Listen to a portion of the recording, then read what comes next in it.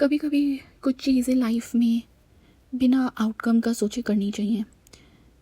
जो आपकी हॉबी होती है, जो सिर्फ आपको खुशी देती है, ऐसे क्रिएटिव चीज़ें करना मुझे बहुत खुशी देता है और मैं इनको काफ़ी इन्जॉय करती हूँ करना। मैं इनके आउटकम के बारे में नहीं सोचती कि ये अच्छा बनेगा या बुरा बनेगा। मैं ये ज़रूर सोचती हूँ कि मुझे अच्छा लगना चाहिए। हम लोग की क्या डेफिनेशंस हैं गुड और बैड की। सब कोई कहता है कि बड़ी आंखें सुंदर होती हैं, बड़ी हाइट होनी चाहिए। ये किसने कहा? ये कहाँ से डिफ़ाइन हुआ और ये किसने डिसाइड किया? किसने कहा कि दुनिया के सारे जने जिनकी हाइट बड़ी है वही अच्छे हैं, वही अप्रूव्ड है? किसने कहा कि जो ज़्यादा बातें करता है, जो अपने आप को एक्सप्रेस कर लेता है वो बेटर है और जो शांत रहता है वो कमज़ोर है? ये किसने डिसाइड किया? और क्यों उसी को बेटर समझा जाता है जो मैथ्स में अच्छा होता है? जैसे वो बहुत इंटेलिजेंट है क्योंकि वो मैथ्स में बहुत अच्छा है। जो कलर्स को समझता है या जो बहुत अच्छा डांस करता है, वो भी तो एक तरीके से उसका दूसरा ब्रेन इंटेलिजेंट हो सकता है। और जो अपने इमोशंस को समझता है और दूसरों के इमोशंस को भी समझ पाता है, जो किसी के रिएक्शन के पीछे का रीज़न समझ पाता है, क्या वो इंटेलिजेंट नहीं? क्यों हम सारे उन्हीं वही स्टेप्स करना चाहते हैं डांस पे, सॉन्ग्स पे, जो किसी सेलिब्रिटी ने किए? उनको अप्रूवल क्यों दिया गया?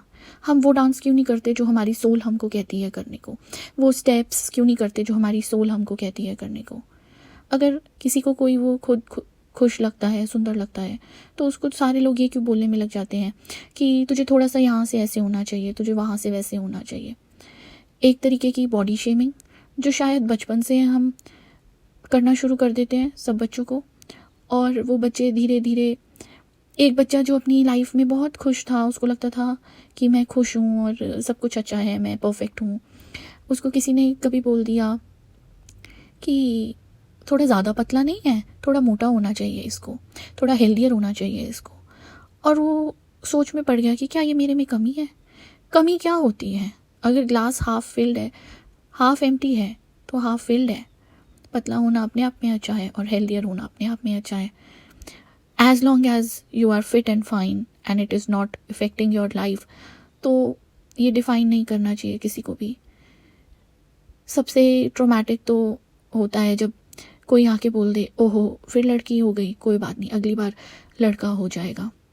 वो एक चीज़ जो वो इंसान बदल ही नहीं सकता, वो लड़की है, वो लड़की ही रहेगी। उसको, उसकी पूरी लाइफ, उसके पूरे वजूद को ही तुमने नेगेटिव और गलत बता दिया, किसी को हर्ट कर दिया इतना ज़्यादा कि उसकी पूरी लाइफ ही इफेक्टेड हो गई। हम लोग क्यों ऐसा करते हैं? हम खुद को और दुनिया को वैसे क्यों नहीं एक्सेप्ट करते जैसे वो है? जब कोई बर्ड छोटी होती है वो तो हमें बहुत क्यूट लगती है, जब कोई इंसान छोटा रह जाए तो वो हमें अच्छा नहीं लगता। हम क्यों जज करते हैं? या फिर शायद वो इंसान जो बहुत फेयर स्किन्ड है, जिसको सारी दुनिया देख के बोलती है ये तो बहुत सुंदर है, सिर्फ एक बेसिस पे कि वो फेयर है, तो अगर इमेजिन उसको डार्क करके देखो तो शायद वो डार्क होके उतना सुंदर ना बने जितना एक डार्क स्किन्ड पर्सन डार्क होके ही सुंदर लग रहा हो।